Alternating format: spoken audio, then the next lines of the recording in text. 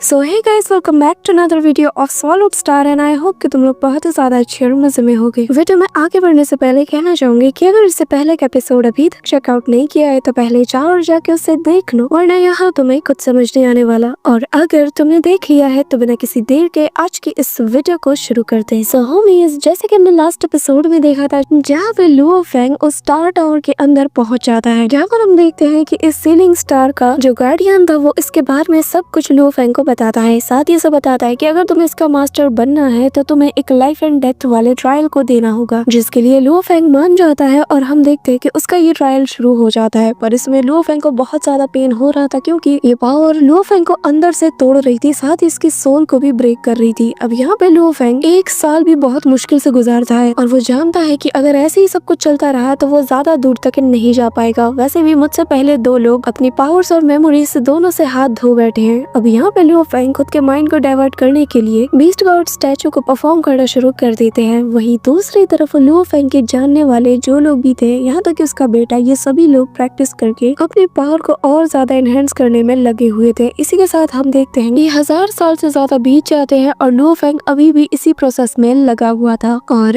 आगे हम इस हमारे इस एपिसोड के स्टार्टिंग में ही हम लुओ फेंग को देखते हैं जो कि स्टार टावर के अंदर अभी भी बैठा हुआ था और उस पेन को और ज्यादा बर्दाश्त करने की कोशिश कर रहा था। लेकिन यहाँ पे लुओ फेंग की हिम्मत भी अब जवाब दे रही थी और हम देखते हैं कि उसे बहुत ज्यादा पेन हो रहा था। इवन कि लुओ फेंग खुद कह रहा था कि मुझे नहीं लगता कि मैं इससे ज्यादा अब बर्दाश्त कर पाऊंगा क्योंकि मैं इस वक्त अपनी लिमिट पे हूँ। यहाँ पे हमें बताया जाता है कि असल में 2600 साल बीत चुके हैं, लेकिन लुओ फेंग अभी भी इस ट्रायल को दे रहा था। वहीं दूसरी तरफ जो गार्डियन लुओ फेंग को इस टेस्ट को देता हुआ देख रहा था वो भी कहता है कि इसने ऑलरेडी फर्स्ट कैंडिडेट को सरपास कर दिया है। और मैं हैरान हूँ कि तुम्हारा जो सोल है ये इतना ज्यादा पावरफुल है, लेकिन जितना ज्यादा तुम्हारा सोल पावरफुल होगा ये इल्यूजन्स तुम पे और ज्यादा हावी होते जाएंगे और स्टार टावर का ये जो टेस्ट है एक्नॉलेजमेंट का, ये और ज्यादा हावी होता जाएगा। यहाँ पे लुओ फेंग लगातार खुद से कहता रहता है कि खुद पे काबू रखो, शांत रहो, तुम्हें बस लगातार बीस्ट गॉड स्टैचू को परफॉर्म करना है और उस पे फोकस करते हुए उसे स्टडी करना है, बिल्कुल भी अपना ध्यान मत भटकाओ। वहीं दूसरी तरफ सीन शिफ्ट होता है और हमें अर्थ पे फ्लोटिंग सिटी का सीन दिखाया जाता है, जहाँ पे हम इस सिटी के मैनेजमेंट के 3 लीडर्स को देखते हैं जिनके नाम king Fei chain, king jelly और किंग हुआंगशी है। ये सभी लोग यहाँ पे आपस में बातें कर रहे थे कि तभी हम देखते हैं कि बाकी के जो मेंबर्स होते हैं ये लोग भी अर्थ पे लैंड करते हैं और ये लोग आते साथ ही बदतमीजी करना शुरू कर देते हैं और यहाँ पर मौजूद एक सर्वेंट जो कि ह्यूमन थी उसे बहुत बुरा भला कह रहे थे। और यहाँ दूसरी तरफ सीन शिफ्ट होता है और हम लुओ फेंग की वाइफ को यहाँ वीडियो कॉल के थ्रू बात करता हुआ देखते हैं और दूसरी तरफ गाओ शेंग होता है जो कि इससे कहता है कि चिंता मत करो, मैं सब कुछ संभाल लूंगा, मैं अपनी पूरी कोशिश कर रहा हूँ और जैसे ही रूथ फैमिली के साथ मेरा कनेक्शन बन जाएगा मैं तुम्हें जल्द से जल्द इन्फॉर्म कर दूंगा। कि तभी वो उससे पूछने लगता है कि वैसे एक बात बताओ, कि ब्रदर लुओ फेंग से तुम्हारी कोई बात हुई? जिस पे वो बताती है कि जब आखिरी बार हमारी बात हुई थी उसने कहा था कि वो एक बहुत ही इंपॉर्टेंट चीज को हैंडल कर रहा है, इसी वजह से वो फिलहाल के लिए अपनी सारी कनेक्शन वर्चुअल यूनिवर्स से कट ऑफ कर रहा है और मुझे लगता है कि वो बिल्कुल ठीक होगा, है ना। कि तभी यहाँ पे ऑलिन से कांटेक्ट करती है और इससे कहती है कि फाइनली तुम आ गई। कि तभी वो बताने लगती है कि एक बात बताओ, आखिर तुमने मुझे यहाँ पे क्यों बुलाया? क्या तुम्हें नहीं पता कि मेरी शादी रूथ फैमिली के गोल्डन हॉर्न यूनिवर्स नेशन में हुई है और मैं उसके मैनेजमेंट को संभालती हूँ, तो तुम्हें जो भी बात करनी है तुम मुझसे डायरेक्टली बात कर सकती हो। ये कहते साथ ही वो उसके सामने जाके बैठ जाती है। वहीं दूसरी तरफ हम लुओ फेंग को देखते हैं जहाँ पर इसे ट्रायल देते देते अब इसकी हालत बहुत ज्यादा खराब हो चुकी थी। साथ ही यहाँ पे 3200 साल से ज्यादा बीत जाते हैं लेकिन ये कभी ना खत्म होने वाला ट्रायल जैसे चलता ही रहता है। वहीं दूसरी तरफ यहाँ पर जो स्टार टावर की एनर्जी है वो लुओ फेंग के अंदर मौजूद उसके कोर की एनर्जी को पूरी तरीके से चेंज करने में लग जाता है, जिससे लुओ फेंग को बर्दाश्त न होने वाला पेन हो रहा था। फिर यहाँ पर लुओ फेंग के आंख, नाक, मुंह, सर हर जगह से खून निकल रहा था, इतना ज्यादा उसे पेन हो रहा था। और उसके इस पेन को देखकर सामने मौजूद गार्डियन भी कहता है कि बच्चे, अगर तुम्हें इतना ज्यादा पेन हो रहा है कि तुम बर्दाश्त तो नहीं कर पा रहे तो तुम इसे गिव अप कर सकते हो, तुम्हें इस दर्द को बर्दाश्त करने की जरूरत नहीं है। और हाँ, चिंता मत करो, अगर फ्यूचर में तुम्हारा मास्टर भी तुम्हें रिवाइव नहीं करता और तुम्हें वापस से जिंदा नहीं करता तो मैं वादा करता हूँ तुम्हारी इस डेडिकेशन को देखकर मैं टाइम को रिवर्स जरूर करूंगा और तुम्हें रिवाइव भी करूंगा। अब यहाँ पे लुओ फेंग जो कि मन में कहता है कि मैं इतनी दूर इसलिए नहीं आया कि मैं गिव अप कर दूं, तो वो चिल्लाते हुए कहता है कि नहीं, बिल्कुल नहीं, मैं हार नहीं मानूंगा। ये कहते साथ ही लुओ फेंग दोबारा से अपने गोल्डन हॉर्न बीस्ट को परफॉर्म करना शुरू कर देता है और उसे समझना भी शुरू कर देता है, जो देखकर यहाँ ये जो गार्डियन था ये भी शॉक्ड था कि इतने ज्यादा एक्सट्रीम पेन में भी का कॉन्शियसनेस अभी भी बचा हुआ है और ये अपने माइंड को थोड़े वक्त के लिए ही सही, लेकिन ये डाइवर्ट कर पा रहा है। पर तभी लू फेंग की कंडीशन पहले से भी और ज्यादा बदतर होने लगती है, लेकिन ये फिर भी गिव अप नहीं करता। वहीं दूसरी तरफ सीन शिफ्ट होता है और हम लू फेंग की वाइफ यानी कि सुजैन को देखते हैं, जो कि मन में कहती है कि लू फेंग, क्या तुम्हें मेरा ख्याल भी नहीं आता? अब तो 3000 साल से ज्यादा हो चुका है, हमारी कोई बात भी नहीं हुई, मैं तुम्हें कितना ज्यादा मिस करती हूँ। यहाँ की कंडीशन भी बिल्कुल ठीक नहीं है, क्योंकि बीते कुछ सालों में जो रूथ फैमिली है ये बार बार हमें अपोज करती हुई आ रही है, और मैंने फिर भी जो बैकअप प्लान बनाया था उस पे हमारा पूरा काम हो चुका है, और उम्मीद करती हूँ कि जब तुम वापस आओगे तो हमारी ताकत पहले से और ज्यादा बढ़ जाएगी। अब हम देखते हैं कि सुजैन लू फेंग को बहुत ज्यादा मिस कर रही थी, तो वहीं दूसरी तरफ लू फेंग के जो स्लेव्स थे वो भी यहाँ उसी के बारे में बात कर रहे थे, और वो लोग भी कह रहे होते हैं कि हमें पता है कि हमारे मास्टर अगर यहाँ अब तक नहीं आए हैं और ना ही हमसे कांटेक्ट किया, तो इसका मतलब ये है कि वो किसी हार्ड ट्रेनिंग में है, और जो कि हमारे भलाई के लिए ही है, तो हमें भी उनके लिए खुद को स्ट्रॉन्ग बनाना होगा। वहीं दूसरी तरफ हम ताइबी और बाकी सबको भी देखते हैं, जहाँ पर ये लोग भी उसी बैटलफील्ड में बिजी थे जहाँ पर लास्ट टाइम लू फेंग इन सभी से मिला था, और ये लोग आपस में लू फेंग की ही बातें कर रहे थे। जहाँ हम ताइबी को देखते हैं जो कि कह रहा था कि न जाने क्यों अचानक से मुझे मैडमैन का ख्याल आया, यार उससे मिले काफी वक्त हो चुका है। जिसपे चार्मिंग वुमेन कहती है कि हमने उसे मैसेजेस तो किए थे लेकिन कोई रिप्लाई नहीं आया, हालांकि वो हमें कभी इग्नोर नहीं करता, तो कहीं इसका मतलब ये तो नहीं कि वो किसी खतरे में है। जिसपे पॉइजन कहता है कि ऐसा नहीं हो सकता यार, वो बहुत ज्यादा स्ट्रॉन्ग है, तो मुझे नहीं लगता कि उसे कुछ भी हुआ होगा। कि तभी पास खड़ा दूसरा बंदा कहता है कि शायद ऐसा भी तो हो सकता है कि वो अब हमें भूल चुका हो, क्योंकि वैसे भी वो हम सभी से कई गुना ज्यादा स्ट्रॉन्ग है, तो उसके कुछ नए दोस्त भी बन गए हो। जिसपे पॉइजन को गुस्सा आता है, वो कहता है कि मैडमैन ऐसा इंसान बिल्कुल नहीं है। इसी दौरान सीन शिफ्ट होता है और हम यहाँ पे एक चट्टान के ऊपर एरो किंग को देखते हैं, जो कि लू फेंग के बारे में ही सोचकर काफी ज्यादा उदास हो जाता है, क्योंकि उसने लंबे अरसे से अपने मास्टर से कोई भी कांटेक्ट नहीं बनाया। वहीं दूसरी तरफ सीन शिफ्ट होता है और हम होंग अलायंस का सीन देखते हैं, जहाँ पर ये जो अरे किंग है ये सभी को सीलिंग स्टार के उस डेडली बैटल के बारे में बता रहा था, जिसे बीते हुए 3200 साल से ज्यादा हो चुके हैं। यहाँ पर वो सभी को अपने बारे में बता रहा था कि कैसे उसने बड़े बड़े कारनामे किए। वहीं दूसरी तरफ सीन शिफ्ट होता है और हम उसी 9th क्वीन बू लुओ लिन को देखते हैं, जहाँ पर वो अपने साथियों से बात कर रही थी, और वो काफी ज्यादा खुश थी कि उसकी रूथ फैमिली काफी आगे निकल रही है। और अब इसकी नजर लुओ फैमिली पे होती है, तो वो कहने लगती है कि इतने सालों से लू फेंग का कोई अता पता नहीं मिला, ना ही उसे कभी देखा गया है, तो शायद ऐसा हो सकता है कि वो यूनिवर्स में मारा जा चुका है। जिसका मतलब ये है कि अब यहाँ लुओ फैमिली पूरी तरीके से खत्म होने वाली है, क्योंकि अब उन्हें प्रोटेक्ट करने वाला लू फेंग जो नहीं है। और अब मुझे लगता है कि अब हमें इनकी जो सारी वेल्थ है वो ले लेना चाहिए। वैसे भी ये कुछ कर थोड़ी सकते हैं। यहाँ पे हम देखते हैं कि 5000 साल से ज्यादा बीत जाते हैं। वहीं दूसरी तरफ फिर जो जर क्वीन होती है उसके सामने उसका एक मेंबर आके लू फेंग के बारे में उसे इन्फॉर्मेशन देता है, और कहता है कि वो जो हमारा नंबर 1 टारगेट है वो काफी सालों से मिसिंग है, और बीते 5000 सालों में उसे कहीं भी देखा नहीं गया। ऐसा लगता है कि शायद वो मारा जा चुका है। वहीं दूसरी तरफ सीन शिफ्ट होता है और हम केओस सिटी लॉर्ड के सामने किंग टू यान होता है, जो कि यहाँ पर लू फेंग के बारे में उनसे पूछता है, क्योंकि उसे भी अब लू फेंग की फिक्र हो रही थी। जिसपे केओस सिटी का लॉर्ड उसे बताता है कि चिंता मत करो, मुझे इसकी लाइफ ऑरा फील हो रही है, जिसका मतलब ये है कि वो यूनिवर्स में जिंदा है, और जहाँ तक मैं जानता हूँ कि वो अभी तक स्टार टावर के उस आउटर बैटलफील्ड में मौजूद है। इसी के साथ सीन वापस से लू फेंग पे शिफ्ट होता है, जहाँ पर अब ये दर्द के मारे छटपटा रहा था। पूरी तरीके से लू फेंग जैसे पागल हो चुका था। उसकी ये जो स्ट्रॉन्ग दिल है ना कि मैं गिव अप नहीं करूंगा, ये बस उसे यहाँ पे जिंदा रखी हुई थी। यहाँ पर हम देखते हैं कि जो गार्डियन होता है वो भी हैरान था और कहने लगता है कि न जाने ये ट्रायल कब खत्म होगा, इसने तो सारे कैंडिडेट्स को पीछे छोड़ दिया। इसी के साथ हम देखते हैं कि लू फेंग की बॉडी इस वक्त खून में नहा चुकी थी, पर वो फिर भी हार नहीं मानता, और ऐसे ही हम देखते हैं कि अचानक से उसे इतना ज्यादा पेन होता है कि यहाँ पर लू फेंग दर्द के मारे चीख उठता है। साथ ही हम देखते हैं कि उसके अंदर मौजूद वो एनर्जी भी अचानक से रिलीज हो जाती है। ये जो स्टार टावर की एनर्जी है, जैसे ये बार बार इसे सप्रेस करने में लग जाती है, और वो भी अपनी एनर्जी को बढ़ाती है, जिससे लू फेंग को और ज्यादा दर्द होता है। इसे हम देखते हैं कि टाइम जो है लगातार बीतता जाता है। 100 साल, 200 साल, 300 ऐसे करते करते ऑलमोस्ट 6000 साल बीत जाते हैं, पर ये जो ट्रायल है ये खत्म होने का नाम ही नहीं लेता। इसी दौरान लू फेंग को अपनी वाइफ का ख्याल आता है, और वो अपने मन में उसके बारे में सोचता है कि जैसे वो उसे पुकार रही हो। यहाँ पे लू फेंग जिसकी एनर्जी पूरी तरीके से एग्जॉस्ट हो चुकी है, और अब इसके बॉडी के अंदर ना मात्र एनर्जी बची थी, पर तब यहाँ पे वो अपनी वाइफ, अपनी फैमिली सबके बारे में सोचना शुरू कर देता है। वहीं दूसरी तरफ जो गार्डियन होता है वो भी ये देख के हैरान था कि आखिर ये कैसा ह्यूमन है जो कि इतना ज्यादा स्ट्रॉन्ग विल को पोजेस करता है कि इतने टाइम बीत जाने के बाद भी वो हार नहीं मान रहा। पर तभी उसे बुरा भी लग रहा था, क्योंकि इसकी बॉडी के अंदर ना मात्र एनर्जी बची है, और जैसे ये कोलैप्स कर जाएगी लू फेंग भी इस टेस्ट को हार जाएगा। लेकिन तभी हम देखते हैं कि लू फेंग की बॉडी के अंदर एक अलग ही एनर्जी दौड़ती है, और वापस से जैसे उसके अंदर कहीं से पावर पावर आ रही थी, जो देखकर ये गार्डियन भी हैरान था। और हम देखते हैं कि लू फेंग अपने फैमिली और अपनी वाइफ के बारे में सोच रहा था और उसके ट्रू इमोशंस की पावर उसे वापस से इस टेस्ट के लिए और ज्यादा इंकरेज करती है। और यहाँ पे लू फेंग की बॉडी भी जैसे अब जवाब दे रही थी और वो यहाँ पे रोते हुए कहता है कि सुशिन,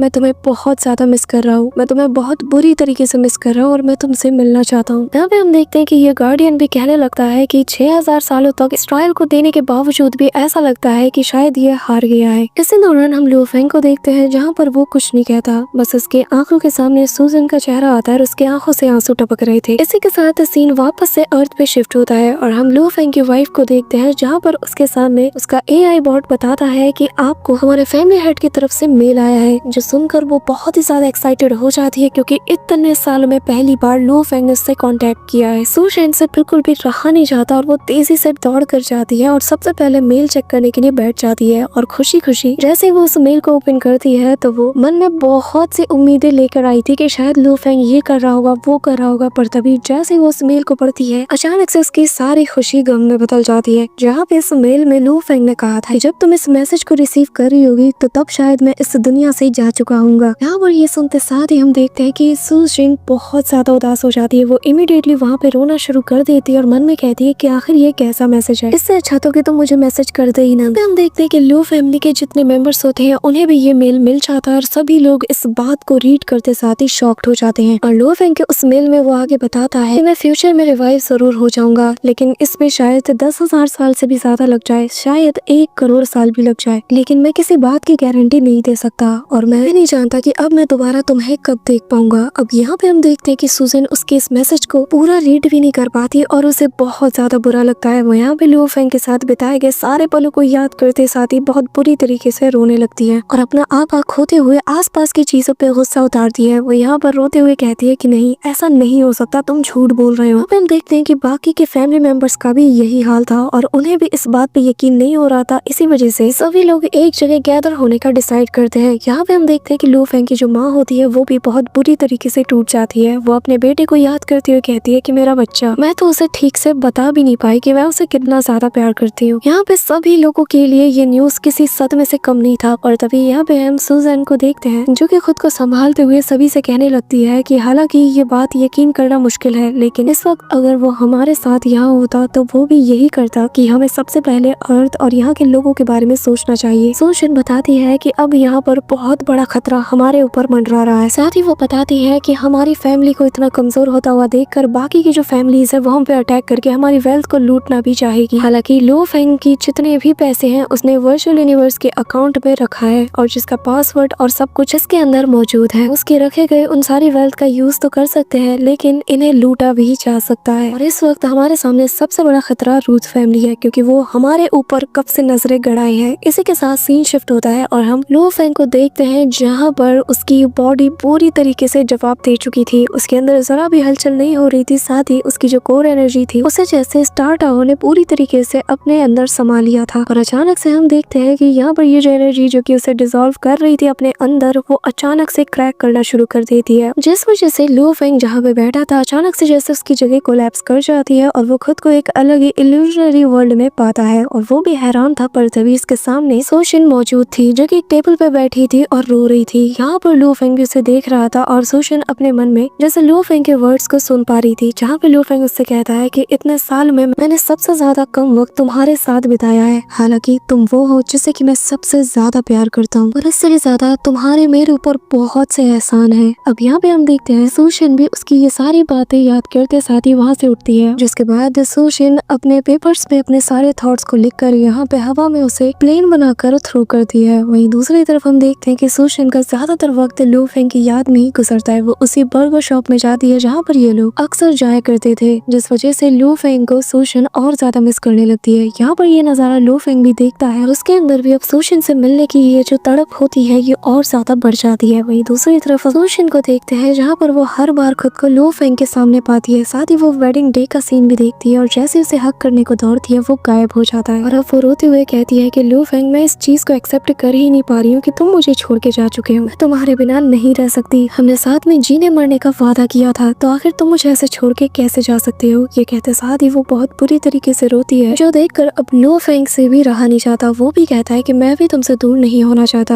मैं तुम्हें बिल्कुल भी भूलना नहीं चाहता। अब यहाँ पे हम देखते हैं कि उसके अंदर भी फिर से रेजिस्ट करने की फोर्स आ जाती है, जिस वजह से जिस इल्यूशनरी वर्ल्ड में लू फेंग फंसा था, अचानक से वो अपने ख्यालों में उसे ब्रेक करते हुए सोशन से जा मिलता है और हम देखते हैं कि लू फेंग की कॉन्शियसनेस वापस से उस स्टार टावर पे हावी हो जाती है, जिस वजह से उसकी कोर एनर्जी स्टार टावर के ऊपर डोमिनेट करने लगती है। अब यहाँ पर हम देखते हैं कि ऐसा करते ही लू फेंग का जो इनर वर्ल्ड था ये वापस से रिबिल्ड होने लगता है, हर चीज पहले से और ज्यादा बेहतर हो जाती है, साथ ही लू फेंग की जो इंजरीज है ये भी ठीक हो जाती है। इसी के साथ हम यहाँ पे सोशिन को देखते हैं, जहाँ पर वो भी अब फील कर पा रही थी कि जैसे लू फेंग ठीक है, और वो खुश होते हुए कहती है कि मैं तुम्हें फील कर पा रही हूँ। यहाँ पे हम लू फेंग को देखते हैं जहाँ पे इसने पूरी तरीके से स्टार टावर के ऊपर डोमिनेट करना शुरू कर दिया था, जिस वजह से अब स्टार टावर के ऊपर भी हलचल होने लगती है, जो देखकर वो गार्डियन भी कहता है कि फाइनली एट लास्ट तुमने इसके ऊपर महारत हासिल कर ही ली। यहाँ पे हम देखते हैं कि वो गार्डियन लू फेंग को देखकर काफी ज्यादा खुश भी हो रहा था। दूसरी तरफ लू फेंग ने इस ड्राइव को पास कर लिया था, जिस वजह से पूरे के पूरे स्टार टावर के अंदर हलचल होना शुरू हो जाती है, जिस वजह से जितने भी लोग इसके अंदर अभी भी मौजूद थे उन्हें भी समझ नहीं आ रहा था कि आखिर यहाँ पे चल क्या रहा है। हम देखते हैं कि पूरा का पूरा एटमॉस्फेयर ही बदलने लगता है, एक अलग ही हलचल यहाँ पे होने लगती है, जैसे कि यहाँ का पूरा सिस्टम ही चेंज हो रहा हो। यहाँ पे हम देखते हैं कि पूरा का पूरा ये जो बैटल एरिया था इतनी बुरी तरीके से शेक कर रहा था कि सबके पैरों तले जमीन खिसकने लगती है, और ये लोग हैरानी से बस लड़ाई छोड़ के एक दूसरे की तरफ देख रहे थे कि तभी लू फेंग को भी यहाँ पे होश आता है। वो अपनी आंखें खोलता है, काफी ज्यादा खुश होता है कि फाइनली मैंने इस टेस्ट को पास कर लिया, पर इतना ज्यादा एक्सॉस्ट हो जाने की वजह से वो सेकंड्स में ही वहाँ पे सो जाता है, जो देखकर वो गार्डियन भी कहता है कि हाँ, तुम्हारे जैसे किसी के लिए इस टेस्ट को पास करना बहुत ही ज्यादा रेयर है, इसी वजह से तुम्हारी बॉडी जैसे ही होश में आई वो डीप स्लीप में चली गई। इसी के साथ हम देखते हैं कि हमें 9 साल बाद का सीन दिखाया जाता है और लू फेंग अभी भी स्टार टावर के अंदर होता है, जो कि लू फेंग से कहती है कि यहाँ मेरे करीब आओ। ये सुनकर लू फेंग भी उस आवाज का पीछा करना शुरू कर देता है और तभी उसके सामने वही यूनिवर्सल पोर्टल जैसा ओपन होता है, जिसके अंदर जैसे वो जाता है तो उसे अपने बहुत से इल्यूजन्स यहाँ नजर आते हैं। इसी दौरान हमें उसी गार्डियन का मास्टर यानी कि द ग्रेट एल्डर ज़ो शियान मौजूद होते हैं, और इनके अपीयरेंस को देखते साथ ही लू फेंग पूरी तरीके से दंग रह जाता है कि तभी वो वॉइस आगे से कहती है कि कांग्रेचुलेशन, फाइनली तुमने मेरे ट्रायल को पास कर लिया है और अब से तुम मेरे फाइनल डिसाइपल हो। ये सुन के लू फेंग भी हैरान था, पर तभी वो आगे बताते हैं कि तुम्हें न सिर्फ अर्थ की इनहेरिटेंस मिलेगी, बल्कि अब से तुम्हारा जो यूनिवर्स में स्टेटस है ये भी बढ़ जाएगा और तुम यूनिवर्स के जितने पावर हाउसेज हैं उन सभी में शुमार किए जाओगे। अब यहाँ पे हम लू फेंग को देखते हैं जो कि इनकी ऑरा को फील करते हुए कहता है कि मुझे इसके सोर्स का पता नहीं चल रहा, लेकिन ऐसा लग रहा है कि ये ऑरा मुझे अंदर से और ज्यादा नरिश कर रही है और मैं काफी बेहतर फील कर रहा हूँ। ऑरा स्ट्रॉन्ग तो है लेकिन मुझे हार्म नहीं कर रही। और फिर वो बताता है कि इनके अंदर से जो प्रेशर यहाँ रिलीज हो रही है वो उस गार्डियन साथ ही मेरे क्यूरियोसिटी के जो लॉर्ड है उनसे भी कई गुना ज्यादा है। जिसके बाद लू फेंग हैरानी के साथ कहता है कि आप वही है ना जिसने की अर्थ की इनहेरिटेंस यानसन क्लैन और फ्लेम गॉड क्लैन इन तीनों को बनाया है, अगर मैं गलत नहीं हूँ तो। जो सुनकर यहाँ पे एल्डर भी थोड़ा स्माइल करता है, फिर लू फेंग को बताता है कि अक्सर मैं माउंटेन की पीक पे बैठा रहता हूँ, इसी वजह से कोई मेरा असली नाम नहीं जानता और मुझे sitting on the mountain gauge के नाम से जानते हैं। और अब जबकि तुमने इस टेस्ट को कंप्लीट कर लिया है तो इसका मतलब यह है कि तुम मेरे फाइनल डिसाइपल बन चुके हो। अब यहाँ पे लू फेंग सवाल करता है कि आखिर फाइनल से आपका क्या मतलब है, कि तभी जो गार्डियन होता है वो बताने लगता है कि जब ये पूरा का पूरा यूनिवर्स एवोल्यूशन के टाइम से गुजर रहा था तो तभी हमारे मास्टर ने ये डिसाइड किया था कि उन्होंने जितने रेसेस बनाए हैं उसमें बस एक ही पावर हाउस को अपना डायरेक्ट डिसाइपल बनाएंगे। यानसन क्लैन के फ्लेम एम्पर, उनके बारे में तुमने तो सुना ही होगा, वो मास्टर के सेकंड डिसाइपल है जो कि कितना ज्यादा पावरफुल है मुझे बताने की जरूरत नहीं है। और रही बात तुम्हारी अर्थ इनहेरिटेंस है, तुम्हारे जैसे पावर हाउस को चुना गया है जो कि मास्टर का अब फाइनल डिसाइपल है। ये सुनकर लू फेंग भी हैरान था कि तभी यहाँ पे वो एल्डर लू फेंग की तरफ देखकर बताने लगते हैं कि एक बात याद रखना, मैं तुम्हें यहाँ पर कोई सीक्रेट मेथड नहीं सिखाऊंगा, बस मैं तुम्हें उस रास्ते पे गाइड करूंगा जिस रास्ते पे तुम चलना चाहते हो। तुम एक सुपर पावर हाउस हो, तुम्हें कोई भी कुछ भी सिखा नहीं सकता, लेकिन मेरे पास कुछ ऐसे रिसोर्सेज हैं जिससे तुम्हें काफी हेल्प मिलेगी। इसी के साथ वो बताता है कि मेरे पास तुम्हारे लिए 2 बहुत ही ज्यादा रेयर ट्रेजर हैं जो कि आगे चलकर तुम्हारे बहुत ही ज्यादा काम आने वाले हैं। और वो आगे बताते हैं कि वैसे तो मेरे जो बाकी के डिसाइपल्स हैं मैंने उन्हें भी ट्रेजर्स दिए हैं, लेकिन ये तो बहुत ही ज्यादा रेयर है। इसी के साथ हमें बताया जाता है कि जो पहला ट्रेजर है वो है ये खुद स्टार टावर, जो कि अपने आप में ही एक अलग ही और बहुत ही डिफरेंट टाइप का यूनिवर्स पोजेस करता है और जिसकी कोई लिमिट नहीं। इसी के साथ एल्डर बताते हैं कि दूसरा ट्रेजर है ये ट्राइब्यूशनरी आर्मर, जिसके साथ तुम्हारा एक अलग ही कनेक्शन है जिसके बारे में शायद ही तुम्हें पता होगा, और यही कनेक्शन तुम्हें खींचकर आज यहाँ तक ले आई है। इसी मिस्टीरियस से आंसर के साथ हमारा ये एपिसोड यहीं पे एंड होता है। So that's all for today guys, I hope कि तुम सबको आज की ये वीडियो काफी ज्यादा पसंद आई होगी। अगर हाँ तो वीडियो को लाइक करना, चैनल पर नए हो तो सब्सक्राइब करना और हाँ कमेंट करके अपना बेस्ट पार्ट जरूर बताना। तो मिलते हैं नेक्स्ट वीडियो में, तब तक के लिए बाय।